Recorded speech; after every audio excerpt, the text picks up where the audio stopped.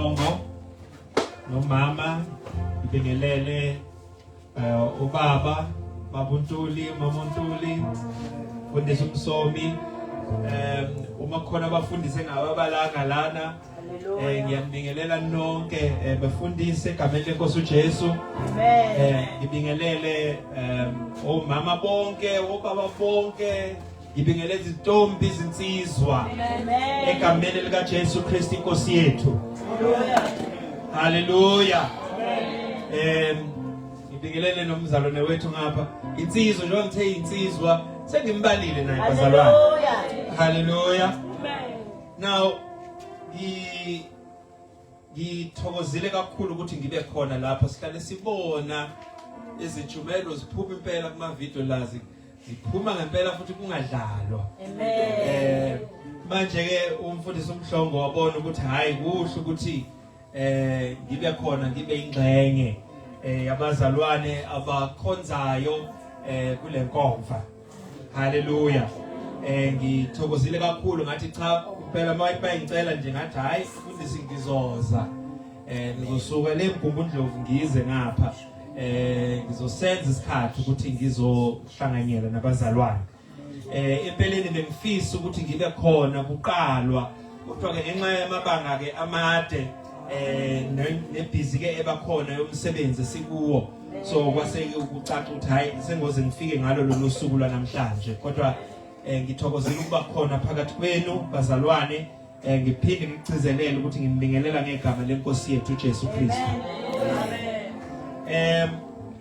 nabaye bamangala ukuthi bani lona ukhuluma lapha so njengoba kubikiwe yawo igama ulungisa wakwa Jaws 3 haleluya Jaws 3 igama ngisibongo sami isipelwa ngendlela ehlukile kodwa uJaws 3 silula nje sismooth futhi uvela uthi uJaws 3 kaJesu iphelile amen haleluya now bazalwane angithanda ukuthi ngimoshe isikhathi kodwa ngiyafisa ukuthi sibuke izwi lenkosi ngoba ikone ngikuthunyiwe ukuthi ngizokwenza ukuthi sibheke izwi lenkosi so ngisabhe ukuthi kambe yini engakhonza ngayo since ngingatshelwanga ukuthi ngishumele ngani sometimes sibizo kuthiwe mfundisi sicela usibhekele le topic noma sicela usibhekele le chapter noma sicela usibhekele le verse ngoba phela kuyenzeka abazalwane ucelwe abazalwane benesidingo esithile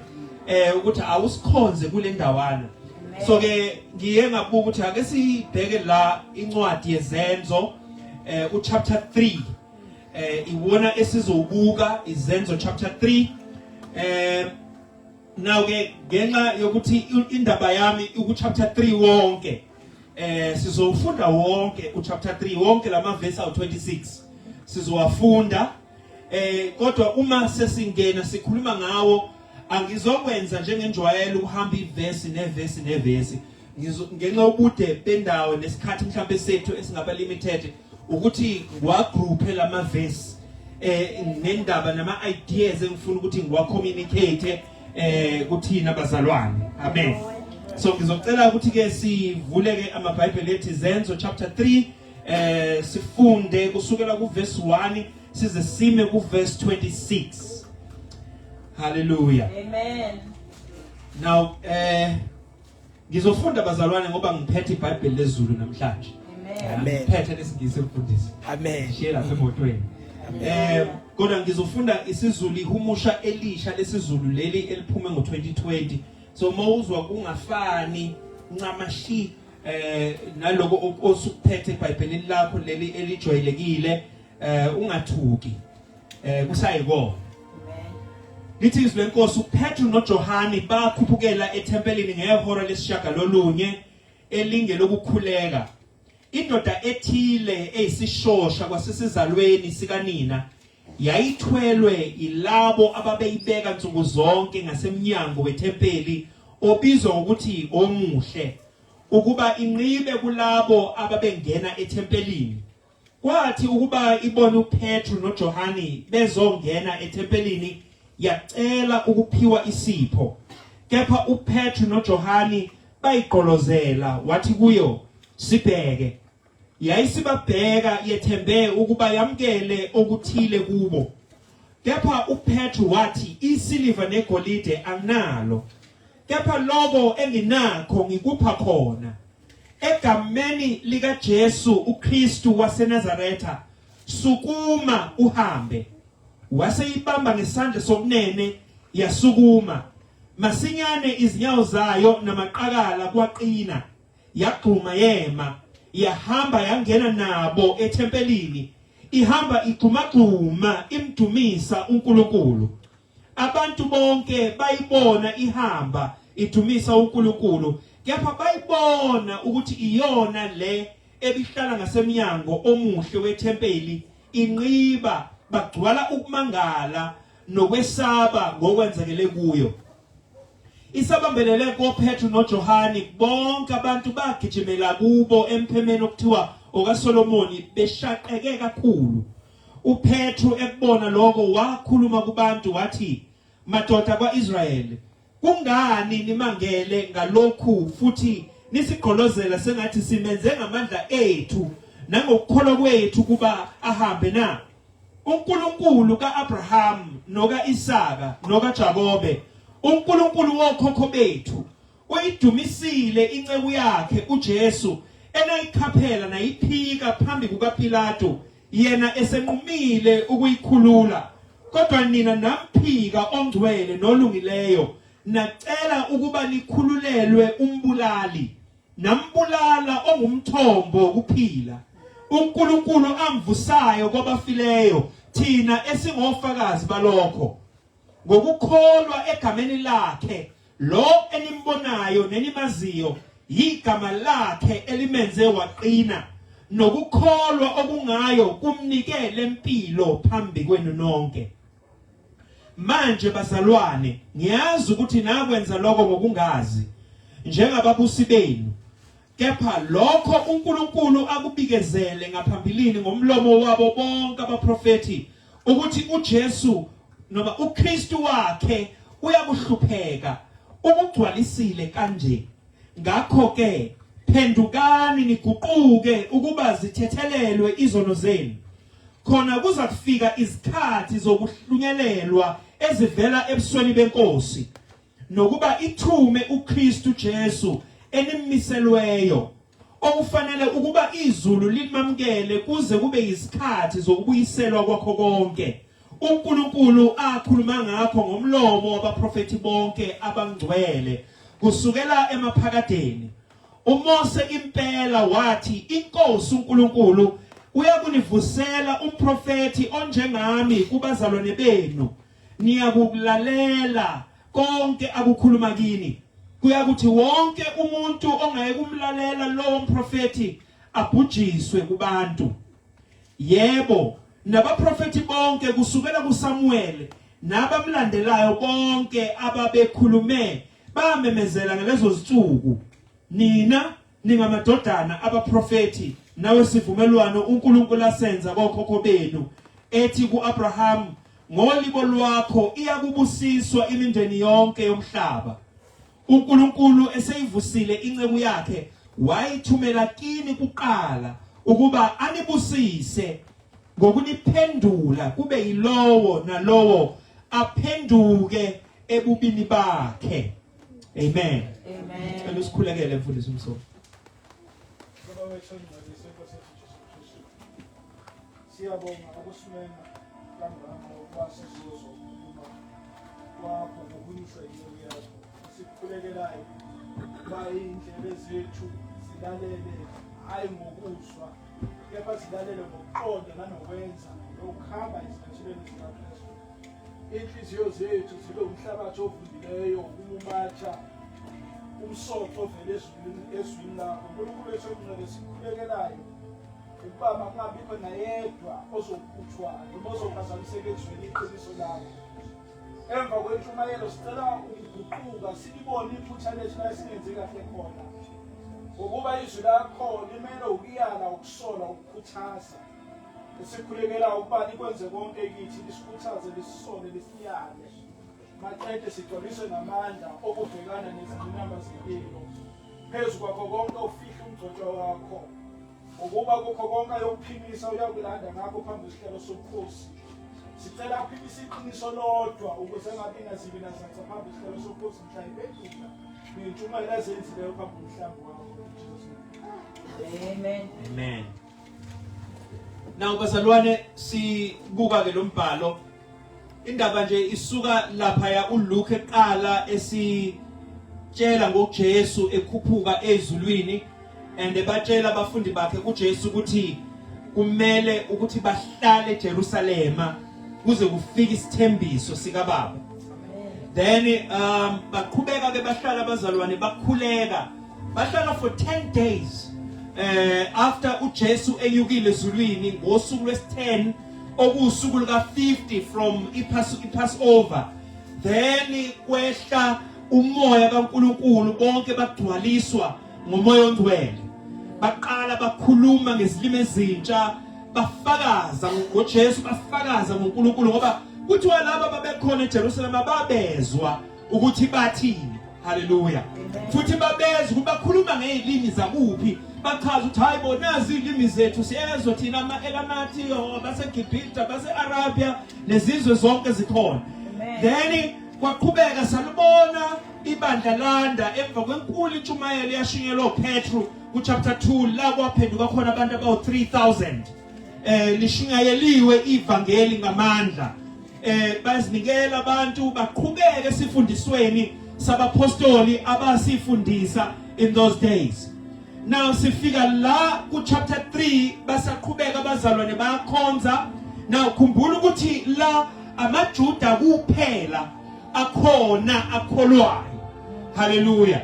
So ibandla the church itself lali consists of ama-Jews. Uma bekukhona umuntu mhlawumbe kwabezizwe ingoba ube yi-proselyte ube umuntu bekade eguquliwe ekubeni umuntu wezizwe wathatha ubuzwe bakwa-Israyeli. Hallelujah.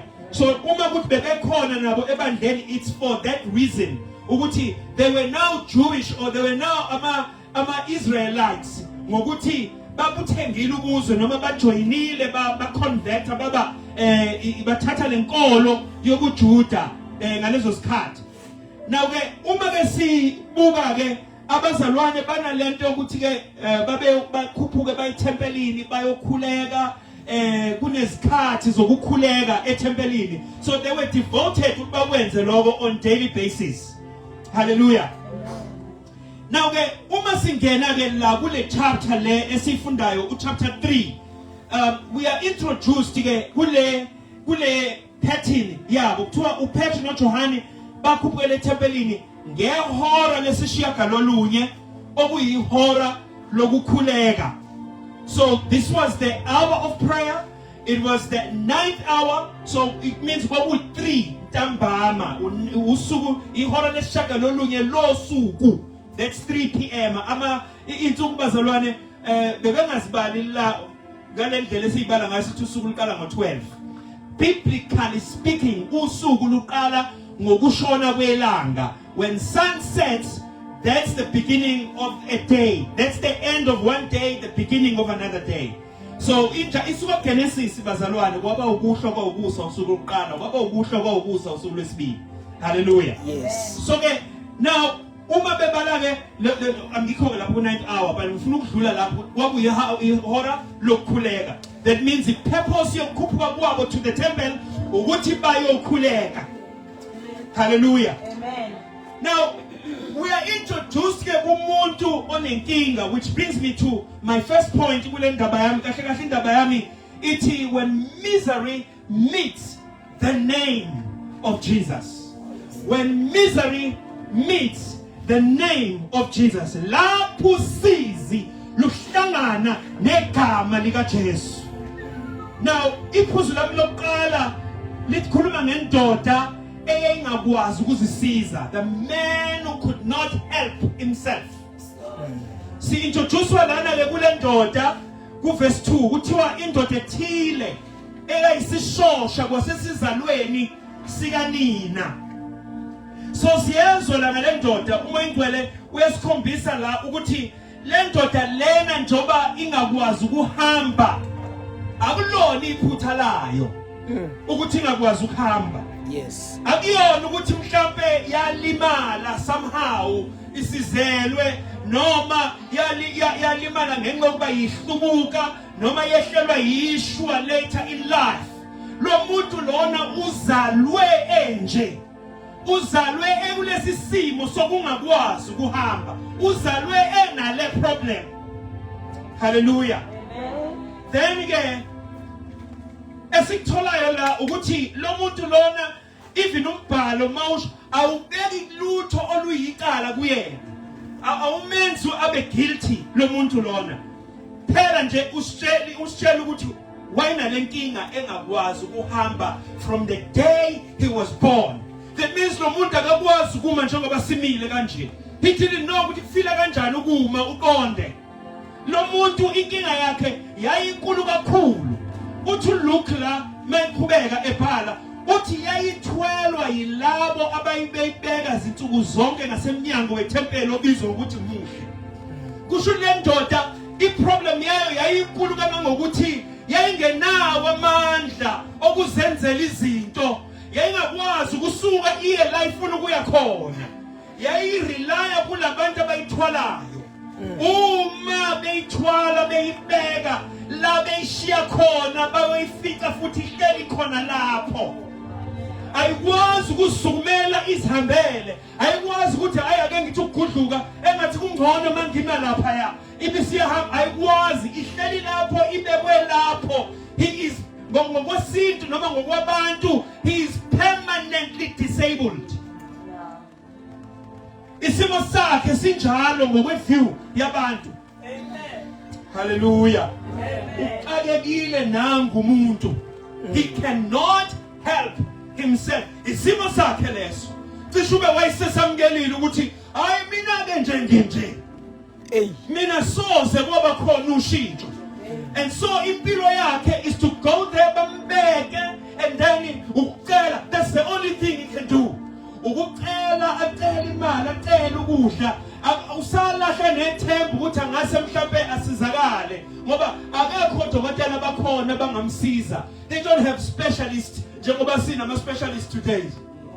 Hallelujah. Amen. Ayikho indlela engasizakala ngayo. Hallelujah. There are no medical interventions. Yabona kunalama izinto eziqhamukayo nama research amasha aqhamukayo ka medicine. Othothi yathwana sisifo kade siqalile kodwa ngathi kune research eyenzakalayo kwenziwa ama trials kubonakala ukuthi abantu bayakwazi ukulapheka.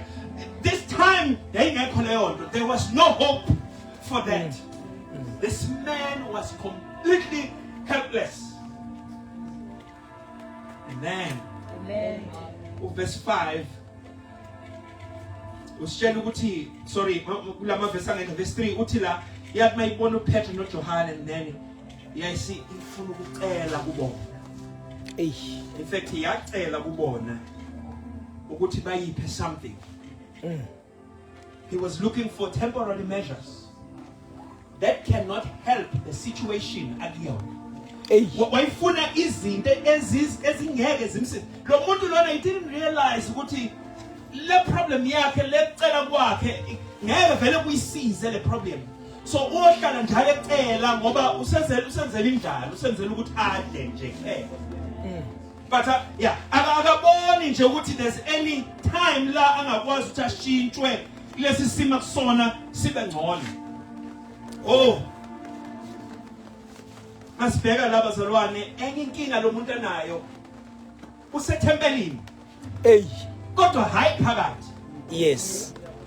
Zonke insuku every single day ufika lo muntu abekwe eduze komnyango wethempeli. Akabekwa ngaphakathi. Uma ngaphandle ubekwa ngaphandle ahlale ngaphandle watching people bengena bayokhonza bayokhuleka bayodumisa uNkulunkulu. Yena he cannot do that. Futhi he is not allowed akavunyelwe ukuthi angenza lokho. Hallelujah. Umuntu olunyonga akavumelekile angene ethempelini. Weird. Weird law. Wengavumelekile. And so babemvele bambeke lapha ngasemnyango. Ukube nje siyakhonza la hanga lapha ike lapha emnyango. Uyacela.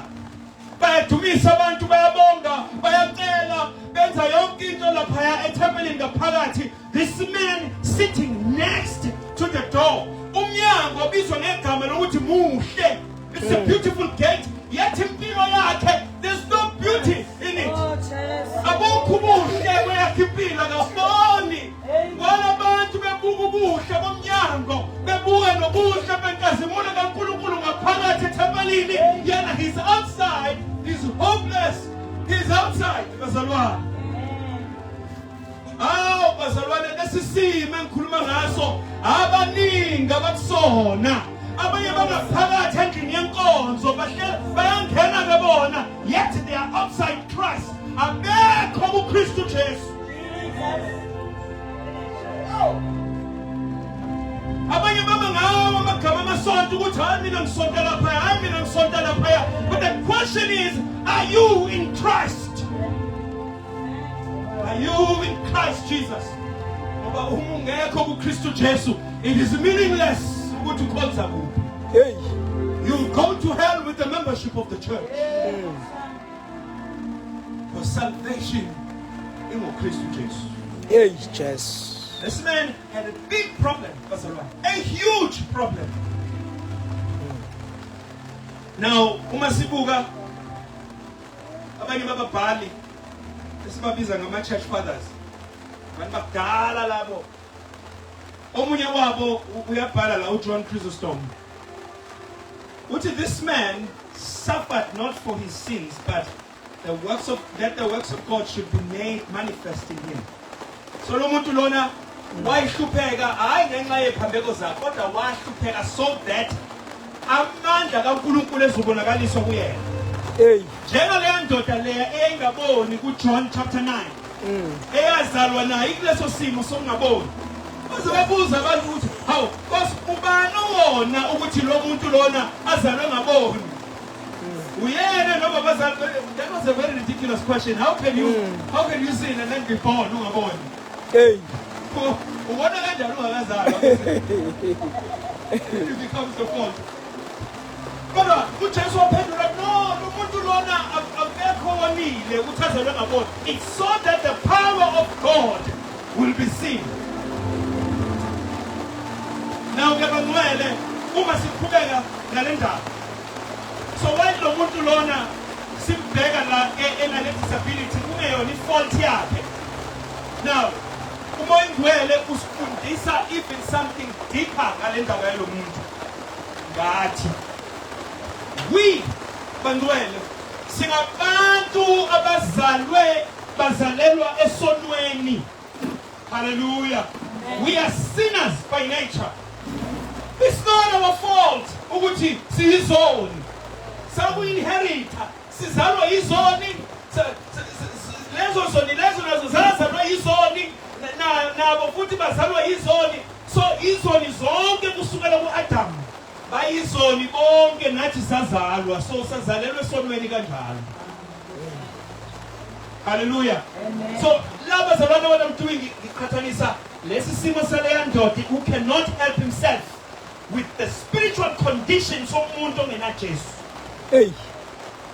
Umuntu umezalwa nje uzalwa kuthiwe nasi isoni. Yes. Zelwe nje uyisoni. Akho ngane kuthiwa ingane this is an innocent child. Innocent ngokomthetho yala ezweni. Yes. Ayitontshanga ibulalanga ithukanga nani. Innocent kodwa isoni lesi. Yebo. Hallelujah. Amen. Bazalwane ningamphikisi kule ndawo. Awukhona ufuna uphila. Hayi ngeke isoni. Ayena omuhle kwesaba umuntu ukuthi athi isoni at the end. Sizovela ithelo. Usimo nje ukhalizwa izona. Sizovela ithelo esekhula siyavela ithelo ukuthi hayi isoni lesi. Umbona ngenkani. Umbona uzaqamba mama, ubani ufundisa ingane uqamba mama. Ngoba nivela isoni seziyavela ithelo hayi isoni lesi. Udinga uzalwa kabusha. Exactly. Amém, Jesus assim. Hallelujah. Manje bangcwele masibukele simo sethu uDavid wayikhuluma lento lapha kuMahubo 51 verse 6. Yeah. Uthi abheka ngazalelwa esonweni, ngazalelwa kubini, uma wami wangithole esonweni.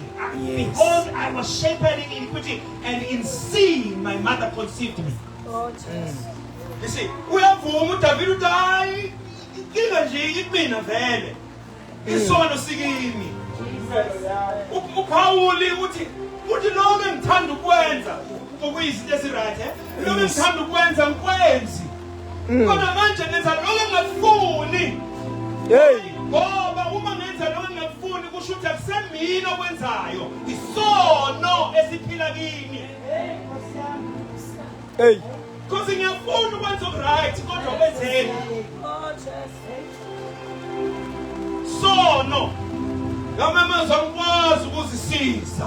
I cannot help myself. I need help. Omunye uzofika omkhulu kunami, onamandla kunami, ozongikhipha kule nkinga ngikuyo. Paul lapha kwaseRoma 5 verse 12 uthi ngesono somuntu munye. Ngomuntu munye kwangena isono, ngaleso sono leso kwangena ukufa. Bese thi ngakho ke uma ifeza ukuthi ngakho ke ukufa kwadlulela kubona bonke. We all die because of one man's sin. Hey bazalwane sisekike. Uma ungena Jesu, uma Jesu engekho kuwe, ukhona la endlini noma ukhona uhlele ekhaya, if you don't have Jesus, you are miserable. Ungokukhalelwa. Oh yeah. So bazalwane, moyibheka le ndaba, isimo sethu akukhulunywa ukuthi silimele. Akusho ukuthi silimele. Yes. Noma siyagula. We are dead. Hallelujah. Yeah. Ngaphandle kuka Jesu we are dead. Ngoba se-Efesu chapter 2 verse 1 uthi niphilisile nani enanifile ngenxa yeziphandeko zenu ebenihamba nikuzo.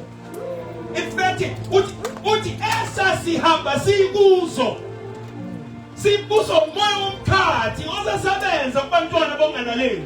Yebo. Bazalwane, isimo sale ndoda engakwazi ukusiza. Simo sale ndoda engakwazi ukusiza. Kodwa bazalwane, ithemba likhona. Likhona ithemba for this man. Ngoba uyezwa ukuthi i-helplessness le ndaba yokuba helpless noma ukwazi ukushintsha isimo sakho isuka kudala. noJeremiya uyaphawula ngayo. uJeremiya uthi la uNkulunkulu can an Ethiopian change his skin? Umkhusha ngasiguqula isikhumba sakhe sibe mhlophe.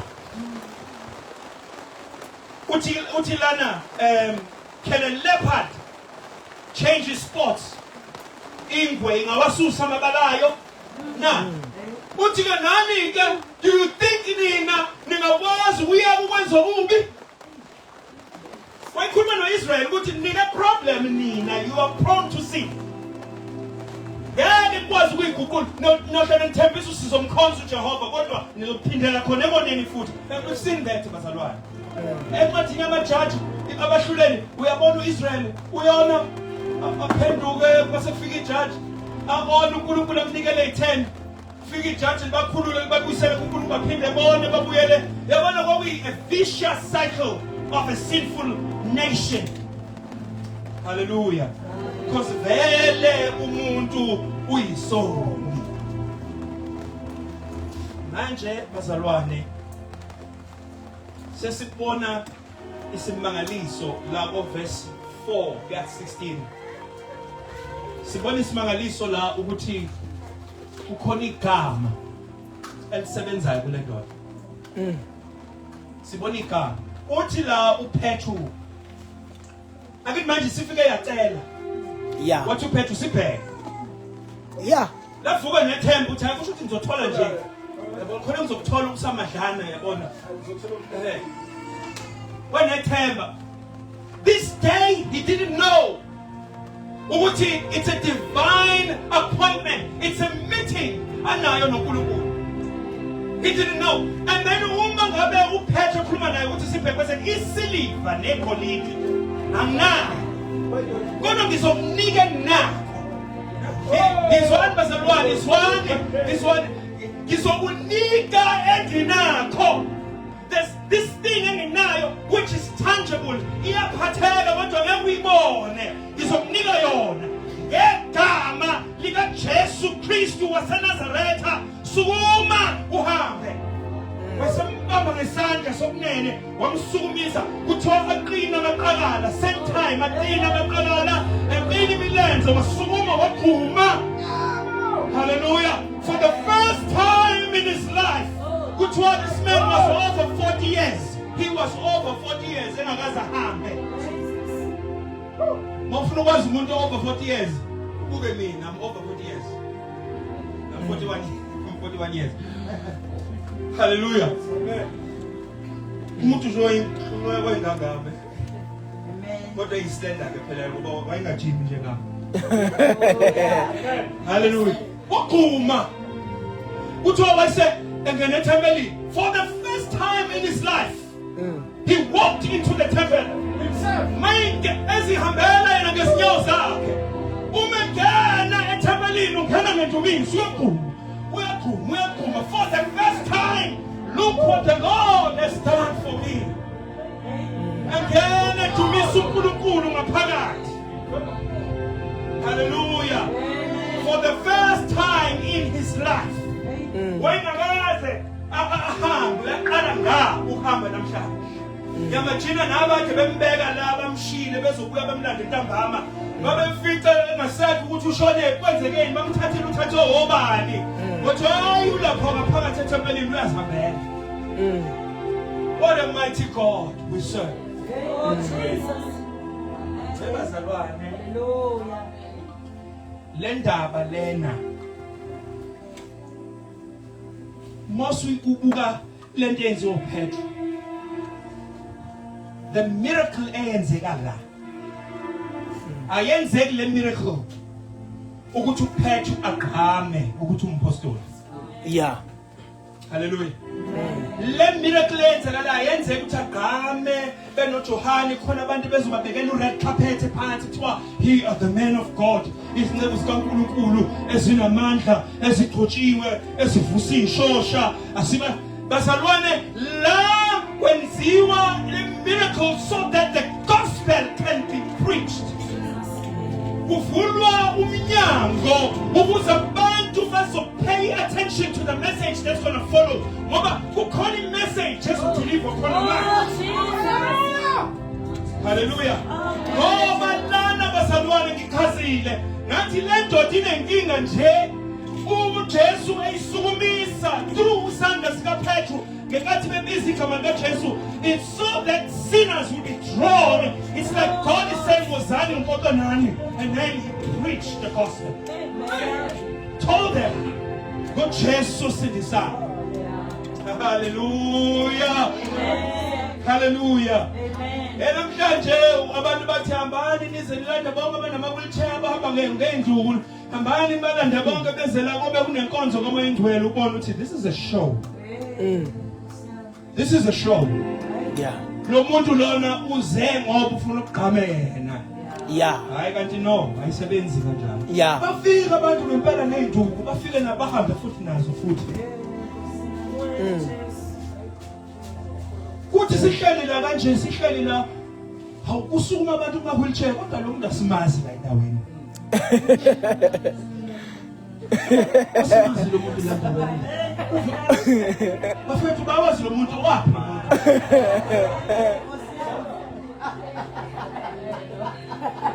Uma nje landela indaba yakho uyaphinda futhi usukuma nakwelinye itende. Why? Ngoba abantu basifunela udumo lwabo, not the glory of God. But this time uPetro temayibona ukuthi hayi naba abantu befocasa kithina. He had to go and correct them. I'm going to tell you who did this. Yeah. Yabona bazalwana uPetro ngesikhathi ememeza leli gama lika Jesu ethi ngegama lika Jesu uPetru wayengamemezeli nje umsindo wegama. Hallelujah. Kodwa la igama lika Jesu it's more than the sound. Kodwa likhuluma the very presence yakhe uJesu ko. So umethi ngegama lika Jesu sukuma uPetru uthi uJesu nguye okusukumisayo. He's right here, he's present, uye okusukumisayo. Hallelujah. And so le ndoda mayisukuma iqina kuthiwa le miracle yenzeka immediately. Akaza azange be progressive yabona le progressive healing ukuthi hayi awuyazi namhlanje uhambe sechuka hayi sesusendonywana and then after 3 days hayi sembona phela uselule right. This happened immediately. Lokuphiliswa kwakhe akazange ahambe ifizi ukuthi ayototobiswa no wamsukumisa wasukuma kwaphelela konke lapho same time miracle was done, healing was complete that day. And so is salvation when a man comes to Jesus. Uma uza kuJesu usindiswa khona namhlanje. Mauza kuJesu namhlanje you are saved namhlanje. You are given the name lokuthi umntwana kaNkulunkulu namhlanje. You are a new creature namhlanje. Hallelujah. Amen. Benika okunyeke ukuthi kuvele ithelo ke umsebenzi wethu ke la ukuthi siqeqeshe sikufundise sikufise sibondle bezwi siqalithake nezinto ethu sithanda kuyibamba kanti okuningi kuwasidalo lelo langa lelo. Because you are a new creature in Christ. Lokho kufanele ukwazi ukuthi ngumntwana kaNkulunkulu, I'm a brand new person. Ngishitiwe. Benginenkinga yokuthi ngiyisone esifile. Kodwa manje ngiyaphila. Usho njengale ndoda lena ingaboni yazalwa ingaboni. Bayibuza bayiquestion abavarisa ukuthi hey awusho ukuphilisa kanjani? Ukade ngicela ngifuna ukukholwa yini ngani? Nikholwa nguwe bathi hayi umfundi wakhe. Vuma wena ukuthi lo muntu uyisoni. Dumisa uNkulunkulu vuma ukuthi lo muntu uyisoni. Yaphendula le ndoda yathi hey. Asikaze size kuthiwa kukhona okwaphilisa umuntu owazalwe ngaboni. Kodwa siyazi ukuthi uNkulunkulu akazizwe izoni. Kala lapho. Siyazi uNkulunkulu akazizwe izoni. Umbhalo ke lo bezalwane. Isaiah chapter 59 verse 1 and 2. Sanda sika Jehova asifinyezile ukuba singasindisi nendlela yakhe ayinzima ubingezikhona ubibeli bunahlukanisile. So uyabatshela hayi nina nikhona nje niclergy niphethe la kodwa ningaze nivule amehlo noyedwa. uNkulunkulu akazizwe izoni. So ukuthi lo muntu lo yisoni noma akasona ngazi mina ngikwazi lo engikwaziyo kunye bengaboni kodwa sengiyabona. Yes. Hallelujah. Amen. Bazalwane iphuzu lami lesibili leli gama elimphilisile. The name that saved him. The name that healed him. Lo muntu lo ngaboni. Yes. Igama lika Jesu Petru kuthiwa bantu besashumayela lapha eThempelini. Kwase kungena induna yeThempeli. Elandelwa izikhulu zakhona eThempelini. Babe offended, akhubeka. Bekhutshwa ukuthi bayafundisa eThempelini. Phela ngitho Petru ukuthi hayi izulu. Hallelujah. Iclass lezulu. Ayiphathe ke yaphathe wayo umthelisi namanje abafunda. Izoni lezi ezixabene noNkulunkulu ezaziwa kanjalo ngamaJuda. But sibona la beyabhizi bafundisa eThempelini bababamba bababopha. Then later kuthiwa mase bebabiza bebalanda la kade bebavalele khona baseko okhona basho la madoda nafuna ayashumayela nganyana. Baphinde babalanda kahle manje sibebancenga bengasababophi. Bafike bababuza galiphi igama nangamandla nangamapha amandla limphilisile lo muntu. Bathi wena madoda kaIsrael uma sibuzwa namhlanje ukuthi lo muntu usinde ngamapha amandla nangaliphi igama makwazeke ukuthi ngegama lika Jesu Kristu waseNazaretha enembethele esiphambanweni umi lo muntu esindile uyitshela nqatshwa yini nabakhi namhlanje liyinhloko yegumbi ngokuba ikhintsidiso ngomunye ngokuba likhalike igama elinikiwe ebantwini phansi kwezulu esimelwe ukusindiswa ngalo. Hallelujah. And so he announced the name that saved the man. But lelo gama lelo aligcini ngokusukumisa ishosha. Lelo gama likubula isoni sibe umntwana kaNkulunkulu. Liphendula isoni lisikhiphe ezonweni. Isoni sime phambi kwabantu sishumayela ivangeli. Lelo gama langisindisa. Hallelujah. Yimi la nami ngangiyisoni. Isoni esibi. Mfana omncane ngina 14 years old. Ngamkela uJesu kwakumhla ka-18 November 1998. KuLwesithathu. Kuvule ku1 John chapter 5 verse 12. Onayo indodana kunokuphila. Ongenayo indodana akanakho ukuphila. Asinikela kuJesu. Kwathiwa abana lusemncane lo futhi khona wangitshela ngisamkhumbula usashona ke nalowo muntu njalo. Wathi wena usazobona idudla nje esuyalayo.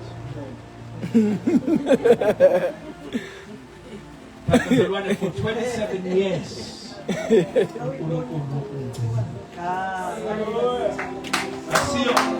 Akusiwona amandla ami kodwa kungumusa engasindiswa ngawo. Usawumusa ongcinayo. Usawumusa ogcinayo mzalwane.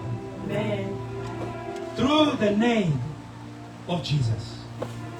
Igama bazalwane is one, it's the most important thing. Izwa nje.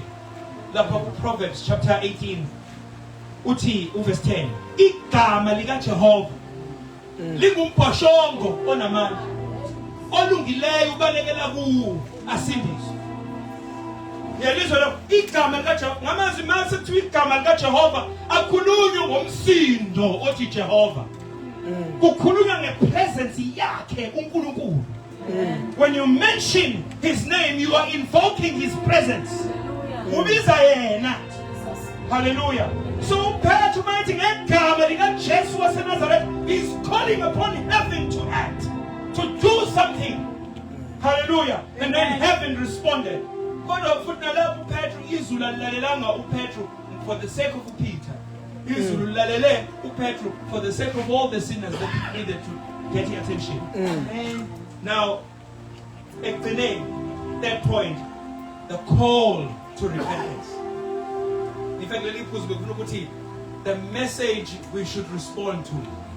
Ngoba uma sebeqedile sekuzwakele konke uPetru wayeseqala explaining what happened. Hallelujah. Yeah. Uyayichaza le ndaba uthi uNkulunkulu kaAbraham kaIsaka nokaJakobe. Akayikude ngitheni amaJuda lawa akhuluma nawo. Ama-Israyeli lawa akhuluma nawo.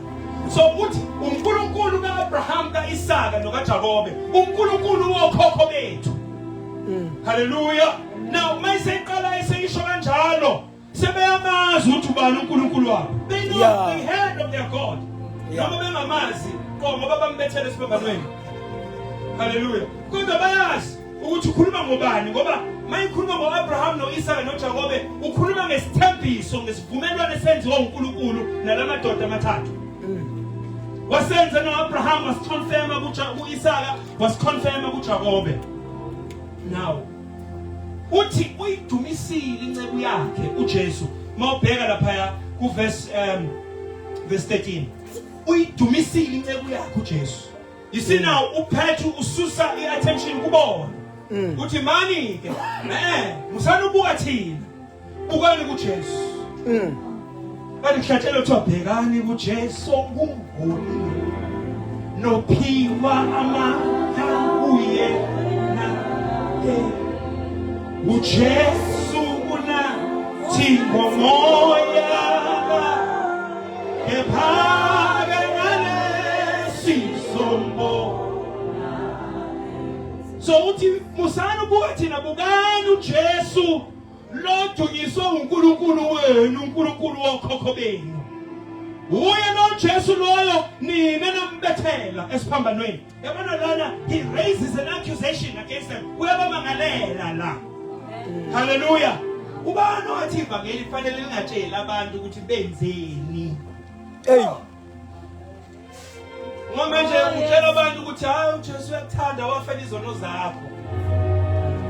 Izono zami. Mina ngiyathandaza mangilala yindaba ungumjaja ungibiza ukuthi ngisoni. Fanele zivele obani ukuthi wenzeni. Bese sithi ke umusa kaNkulunkulu yazi umkhulu kunalezi zono zakho. Hey. Yeah. Lokho sikwenzile uNkulunkulu kade kwakhaphwa. Kade kwasulwa ngegama likaJesu. Woza Jesu. Your problems will be solved. Le ndaba isolved. Now, uyabatshela ukuthi nina ke this is what you did. Namkhaphela. Le gama lokhaphela lisho ukuthi he was betrayed. Bamdayisa. Hallelujah. Amen. Ya akakhashelwa ngesiphambanweni wabethelwa esiphambanweni. Hallelujah. Wabethelwa. Ukhaphela is to betray. Mawukhaphela umuntu uyamdayisa. So uJudas wamkhaphela kulaba abapriest nababhali. Then bonke ke laba nesizwe sonke saka Israel they betrayed him. Bamnikela to the Romans, their enemies. Bese bazalwane Israel inkulu ubengafuni kabi umuntu omRoma bonke laba bezizwa babathandi. Jona bathelisi bamaJuda bezondo kangaka ngoba kuthiwa bathatha imali yaba-Israel bayinikeza bezizwe. Bayabaqola futhi abantu. They hated abathelisi ngoba kuthiwa abathelisi nezoni. Lokho ukuthelisi you are the worst of sinners. Zikhona izoni but wena umthelisi you special. Uyisona ngokukhethekile zokubizwa ukuthi umthelisi. What happened? What happened la? Kulenza ukuthi bambetraya uJesu. Uzokhumbula ngosuku la uPilate efuna ukumkhulula, efuna ukumdeliver. Wathi okay, nifuna ngimkhulule bani lana? Nangu umkhulu ukuthi nasi sigebengu umbulali nakho bathi bona hayi sike lo umbulali sinike uBarabas sifuna ngikhulula lo. uJesu umenze njani? Mbethele lesiphambanweni. They wanted him. Wathi umtholi intola kuyena kwathiwa lalela uma ungambethele esiphambanweni wena uyena umngani kaKhesari. Yabezwa? uKhesari bamfuni kodwa manje sebesebenzisa igama lakhe ukuphoka uPilate ukuthi akambulali uJesu. Uma eqhubeka uPilate ezama ukuthi azama ukumkhulula uthi lana ngimenzeni uJesu inkosi yethu bathi akayona inkosi yethu lo uKhesari inkosi yethu. Did you see? Amen. They rejected inkosi yabo, uNkulunkulu wabo, uMesiya ebebemlindele wathenjiswa uMose. Bamphika and then bavuma inkosi abangayifuni. They wanted him dead. So Pedro nambetrayed ongcwele. Uthi kodwa nina namphika ongcwele nolungileyo nacela ukuba nikhululele umbulali. That's what they did. They know they did that. Uthi nambulalo ngumthombo wokuphila. Bese ethi uNkulunkulu amvusayo kwabafileyo singofakazi. Hey. Yayibona le ndaba umuntu mayezokutshela ukuthi nibulala umuntu uNkulunkulu amvusa. Kusho ukuthi beni wrong kade nimbulala. Nanithi nibulala isigebengu, you were wrong. You killed an innocent man. So manje ke bazalwane isimo besibhlungu lesi sinzima. Asichaza ngalaba bantu. Okuyizinto esiyesizibale nathi bazalwane. Esiyesizibale kubantu la. Even nathi bazalwane ngoba masishumayela siyacela siyalungisa. Hallelujah. Amen. Siyalungisa ngithi. Amen. Yeah. So abantu abakuthandi lo. Yabona mangathi nje manje anshona. Lapha emakhaya isipheka ayinile ugesi nje wona ngiyathenga.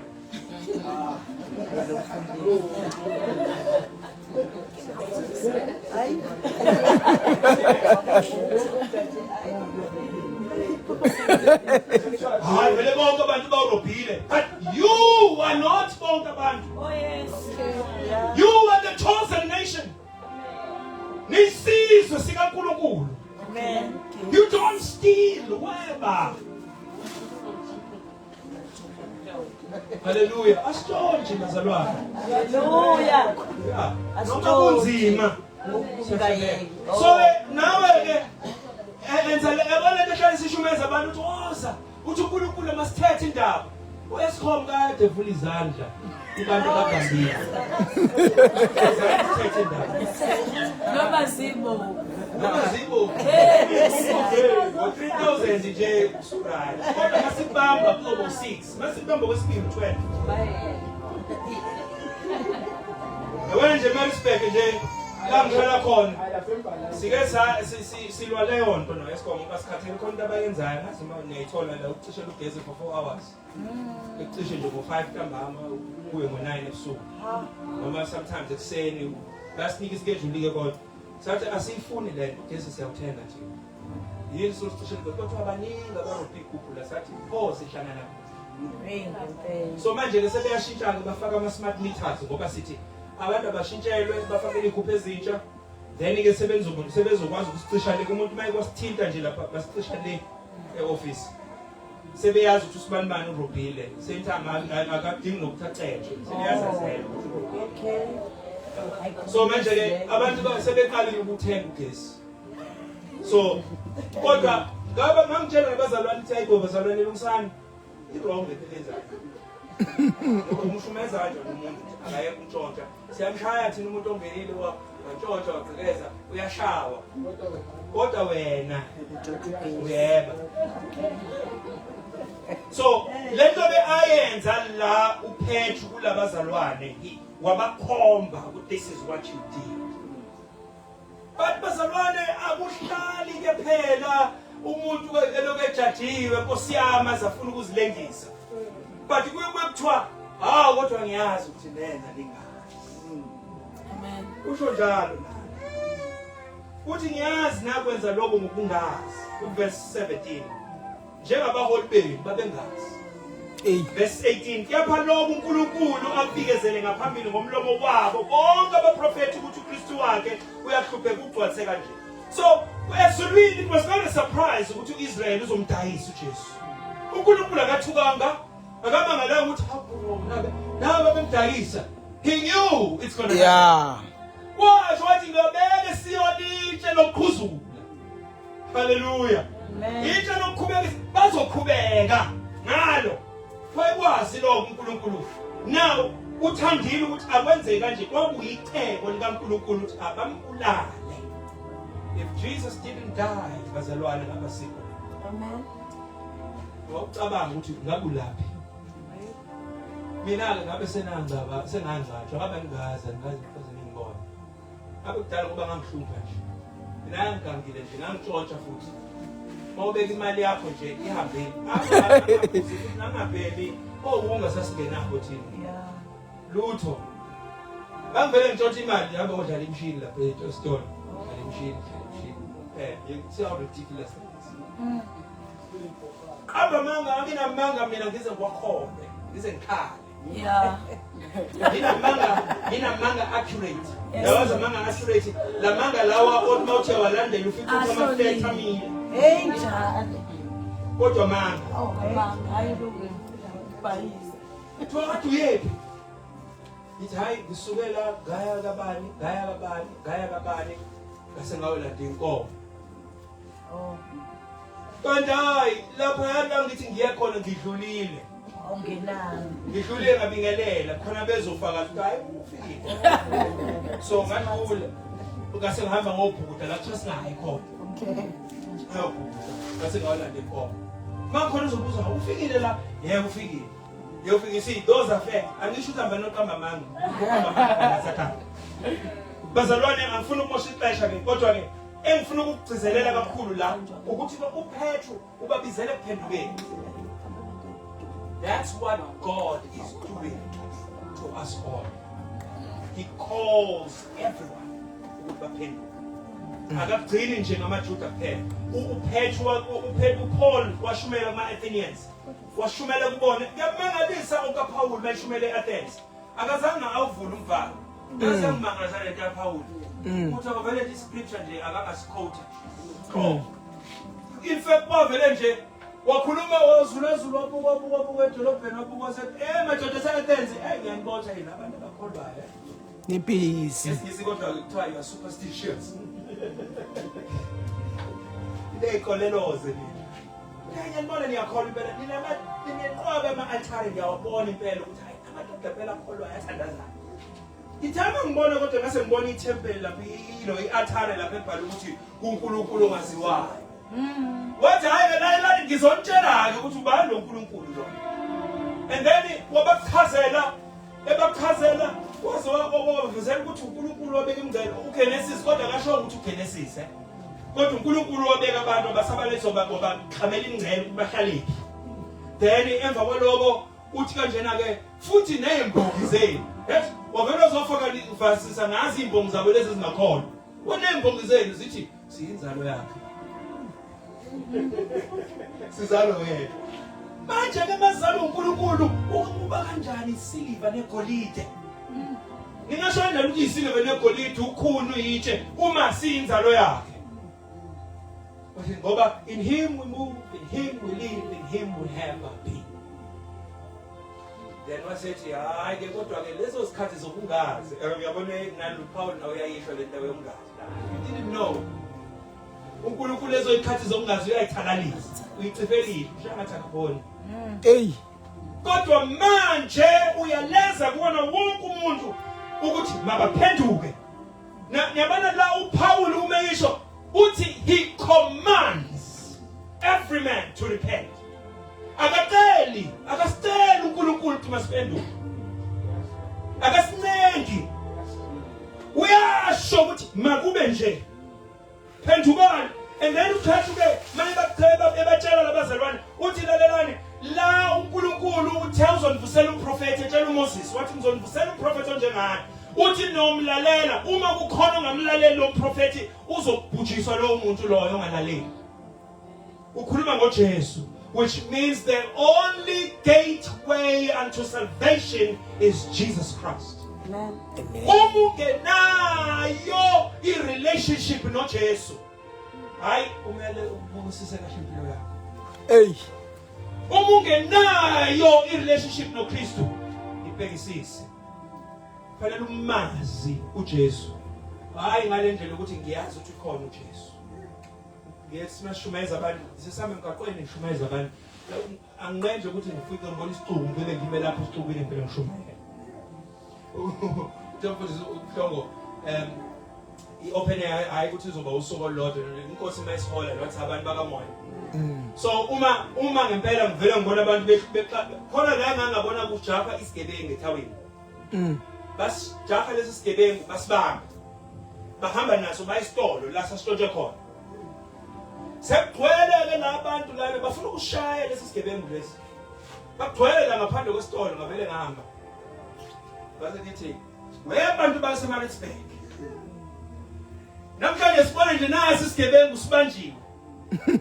Bonke manje abantu bavutha bafuna ukushaya lesi sigebengu ngoba uyisela lo muntu. Kodwa nansi indaba leyikhona, nonke njengoba nila namasela. Nonke njengoba nila namasela. Uma une-DVD ekhaya, bokusana ama-DVD ngalezo yikhaya. Uma une-DVD ekhaya oyithenge lapha emgaqweni, uyisela njengaye lo. You supply the market njengalabo abazothenga lento entshontshile. Nawe uyeba ngoba njengoba udlala le DVD yakho le nalo music osefonini odownloadile ungawuthenganga. Umuntu owenzile nohlabelelayo lapha imali akayitholi ngokuthi wena udownloadile lo mculo. So ngabona besuka kancane ngagcina sengisela abantu abafiwe semphela into engiyishoyo. Bafika phansi isigebengu ngoba ni everybody is a criminal phambi kaNkulunkulu. And they know it. Amen. So bazalwane uPetru declared this message. So why do I say all this? Why do I say all this? Ngithi mase sengiqeda ngithi kunale question efanele ngiyiphendule emva ukumemeza konke lokho sengikumemezile. The question is, so what? So what? Well, this is why. Mabuka le miracle esivukayo esikhuluma ngayo la ayigcinanga ngomuntu ophilisiwe. But igcine inabantu abasamonwa uNkulunkulu abazoma phambi kwakhe and he needs to talk to them. And uNkulunkulu mayikhuluma nabo laba bantu akabatsheli ukuthi bamlalele. Uyabatshela ukuthi they need to listen. Akabatsheli ukuthi mabaphenduke. Uyabatshela ukuthi mabaphenduke manje. Futhi kunomnqamla juqu ukuthi bani ngaphenduki nikholwe indodana kaNkulunkulu awumaye kuloyo ngakholwa. There's a warning and a promise yokuthi if ungakholwa uJesu you will be lost forever. uJesu uthi lapha kuJohn chapter 3 verse 18 uthi okholwa yiyo akahlulelwa ongakholwa usahlulelwe. Lokho engakholwanga egameni lendodana kaNkulunkulu ezelwe yona. So uNkulunkulu lana bazalwane akabizi nje abantu ukuthi abeze bezo admirisha nje uJesu. uNkulunkulu is not impressed ukuthi siyacula. Amen. Niyangizwa bazalwane? Amen. You can sing, you can dance. That's good. Bazalwane ngiyizwe nokucula, nami ngiyacula. Ngiyadansa futhi ngiyamthanda uJesu. Hallelujah. Hallelujah. Amen. But ngifuna ukuthi uNkulunkulu is not impressed by our singing and our dancing. uNkulunkulu he wants obedience. Ufuna ukulalelwa uNkulunkulu. Oh, child. Hallelujah. Ufuna ukulalelwa uNkulunkulu. Nabahedeni bayabula. Babula. Bahlabelela mayamathula sathule khona la inkonzweni uphinde babone sebehamba nenyanga. Bephelezana nenyanga bevela amavidiyo behamba emotweni nezinyanga bangashumayezi. Bayacula nabo. But God is not impressed. For Israel, you had Levites, becula Israel kwamnenqwabe ama-instruments khona omilkhal khona ama inhlobo ubone lamagama lapho mahubo lapho lapho khona kuthiwa ihubo likabani Nikenotho yini amagama instrument ayidlalwa khona leli culo libhalelwa leli instrument babedlala ama string instruments zonke inhlobo nezigubhu kodwa khona isikhathi la uNkulunkulu ekhuluma ngomunye wabaprofeti lapha kumamela prophet bathi susani yonke nemsindo yalezi igubhu susani kwisinengiso kimi. Why? Because they sinned. Abamlalelanga uNkulunkulu. So mabemdumisa wena uJehova ihashi nenkweni yala uNkulunkulu akekho impressed ngalokho. He knows ukuthi kunjalo ihashi nenkweni yala waphosolo wakhe is not impressed about it because we don't listen to him. So mzalwane wami uma ngabe umuntu othi hayi ngiyakholwa kodwa uNkulunkulu awumlaleli, no, you are in religion, you are not in a relationship noNkulunkulu. You are religious. Amen. If you have a relationship noNkulunkulu you will do what he says. uJesu uthi why nimbize ngenkosi kodwa ningakwenzi engikushoyo. God wants and then God demands obedience.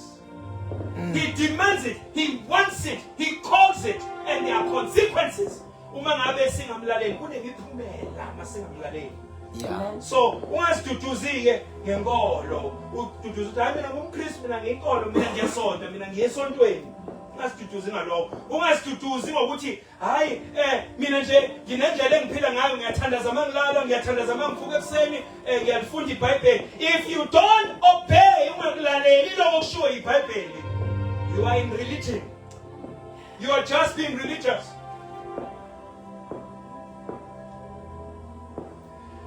Ukuba emotional cannot save us.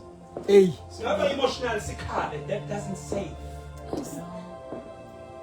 Singavumelana sithi amen mashunyayelwa, but that doesn't save until you repent. Ngavuma ukuthi ngiyavuma ukuthi kuyisono lokho kushoyo, kuyisono lokho ngiyavuma, kodwa ukuvuma kwakho kuhleli kukho kwenza. Ngiyakhumbula okweshuyela sisakhula inhlumela ezimangalisayo. Uthi kuyashumela umfundisi lapha ushaya isono lapha ukhona abavumayo lapha. Hawu shaya qinisa lapho. Yazi indaba besho njalo. Ingoba lezi zahaba zithintiwe. Yebo. Asithintiwe lezi zahaba. Uma zithintiwe uvuma kulathawo yebo kucover i-guilt. Ukuthinteka. Oh, Jesus.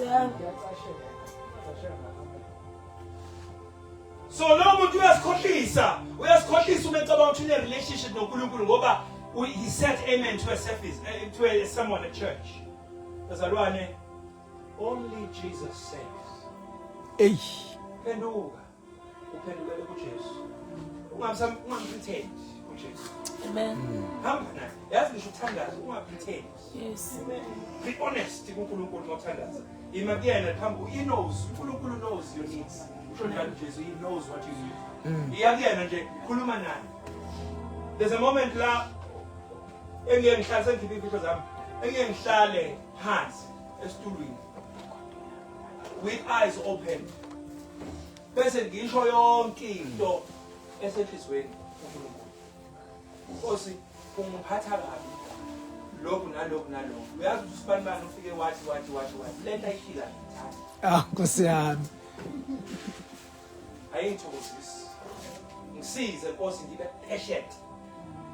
Ngikwazi ukumbekezelela. Mbonise naye ukuthi wrong. Ingqoqo. I'm being honest, ngikhipha usenhlizweni. Yeah. That's why stress ngenazo ngeke uze kuthiwa stress mina ngithi depression angikho deny. Ukuthi hayi ngidepressed. I'm not depressed ngoba yonke into enginayo ngithatha ngalo mthwalo ngiyiphose enkosini. Ngiyayichaza nje indaba kuNkulunkulu ngishiye khona mayisihlele enkosini sengishiyile ngisele. Amen. Because there's nothing I can do about it. Njengalo muntu ayengakwazi ukusiza. Kodwa kwafika igama lapho uqulu impilo yakhe lashintsha yonke into empilweni yakhe. And then ekugcineni bazalwane kwavuleka umnyango ukuthi akushiyele ivangeli ukubizwa abantu ukuthi mabeze kuJesu. The only man that can save. So, ngithike kuwena mzalwane wami. Uma ukuthi uhamba noJesu usaphila esonweni actively. Angisho mina umuntu mhlawumbe ukuthi uyakhubeka. Ngisho umuntu osijabulelayo isono. Ophila kuso comfortably. Who's okay with it. Uma ngabe phila kusona kukhulunywa ngaso asidefende. Uma kunjalo, uma kukhona into oyenzayo engekho right now, uyayazi wena ngaphakathi kuwena, and uma ikhulunywa ngayo ukuthi ngoba nje labo bebona Stephen, indle basasahlulela, nabo babantu, yini abanazo imizono ngani. Lalela mzalwane wami, you have a problem.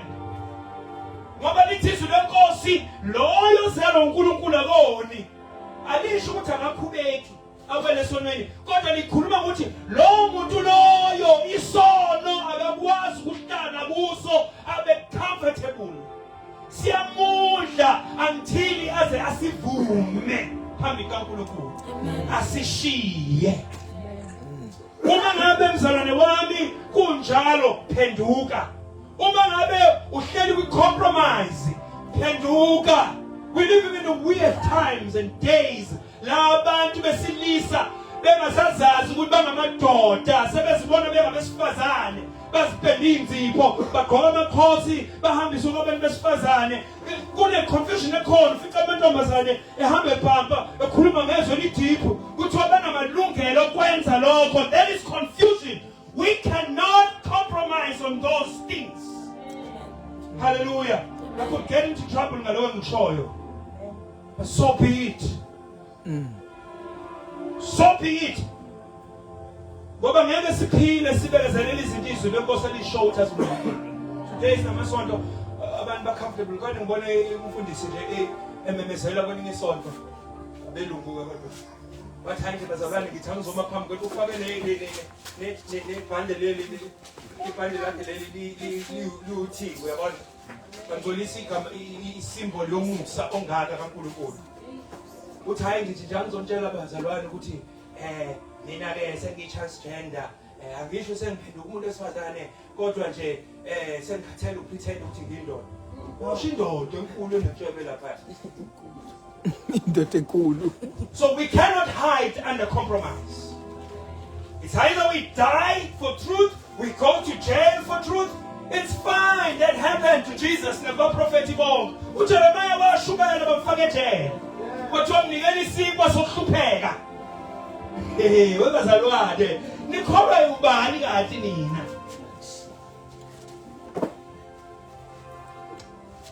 Mzalwane, uma uNkulunkulu ekubiza.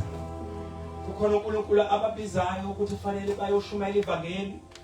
Kumele baphume bayomemezela umbuso kaNkulunkulu, but you are making excuses. Making excuses. uNkulunkulu uyabiza ukuthi hamba ushumayela. Abanye fanele bahambe kwase South Africa nje. Athi hayi manje manje hayi ngizohlupheka. Ngizolamba hawo Nkosi. No, you need to go. When God says go, go. Umethi uNkulunkulu hamba ushumayela konke kunezixhakaxhaka kunemsini. Ethi hamba ushumayela khona shona khona. Mayithi hamba eMalawi iya khona. Ngcono uvinje ukuthi Nkosi indlela yokuya ngiyazi anganayo imali ngikhombisele nginikeza ama supplies, but I'm willing and I'm available. Kodwa mawuwenza ama excuses, you are being disobedient kuNkulunkulu. So at the end of it all, bazalwane, uNkulunkulu demands this ngiyaphinda. It demands obedience. So ke umphenduka ukuquka, this must be biblical and this must be decisive. Amen. And at the end it must be completely. That means no reservation, no turning back. Uma uza kuJesu sewungena ungenile akubuyele emuva. Yes. Uma uzohamba lendlela yokukholwa Amen. akubuyele emuva. Angithembisi mzalo nami futhi ngiyaphetha, angithembisi ukuthi masukufikile kuJesu izinto zizohamba kahle empilweni yakho, uzothola umsebenzi, ube nemoto, I don't promise you that. Because mangithembisa lokho kube nqamba amanga. Yeah. Kodwa ngikwazi ukumoza kuJesu nophilo phakathi. Hallelujah. Mawuza kuJesu izono zakho ziyathetheleka. Yes. So kulokho bazalwane ngiyafisa ukuthi mhlambe leli thuba ngilivule lokuthi uma khona othi impela anginayo relationship naloNkulunkulu omshumayela, ngiyafuna nami ukuthi impilo yami ishintshe, nami ngiyafuna ukuthi ngihambe noJesu. Thatha leso step sokuza ube usuku uze phambili ukuze sikhuleke kanye nawe. Yiloko nje engifisa ukuthi ngikuvulele kona. Ungakazi usinikele kuJesu, ize phambili sikhuleke nawe. Ungasho ukuthi hayi ngenzeka ukuthi mhlawumbe ukwazi unikele kuJesu kodwa uyakhonza uyasonta. Hayi kade ngangisonta vele ekhaya kuyasontwa vele esontweni. This is way above going to church. This is a deep relationship, a deep connection with God. A life-changing connection. Your life where it's being completely transformed. So khona yini njalo bazalwane uthi ngifuna ukunikela impilo yami kuJesu. Fundisi khuleke nami. Mayikhona ngiyacela ukuthi uphakame uze phambili ukuze sikhuleke nawe. Ungasabi, ungasho ukuthi hayi kusasa uzothola elinye ithuba. We don't know, it's not guaranteed. We asilazi kusasa noma likhona yini. We don't know. Ungasho ukuthi hayi maybe next year. Asazi noma uzofika new year. We don't know. Hayi mhlawumbe fundisi ubuye bakubize uphinde futhi mhlawumbe uzophuma la ngene freeway i-truck iphambane nami sekuphelile nizo sekubuye ukuthi ane mkhumule mfuna shumela la sesephosini. So do not waste that moment. Don't waste that time. Uma ungakaze uze kuJesu woza namhlanje. Angisho ujoin ibandla isonto ngithi nje woza kuJesu. Yes. Leyo yokukhonza we'll figure it out as we go. Khona njalo. Indukhulume moya Oyingcwele, khuluma phinda ukhulume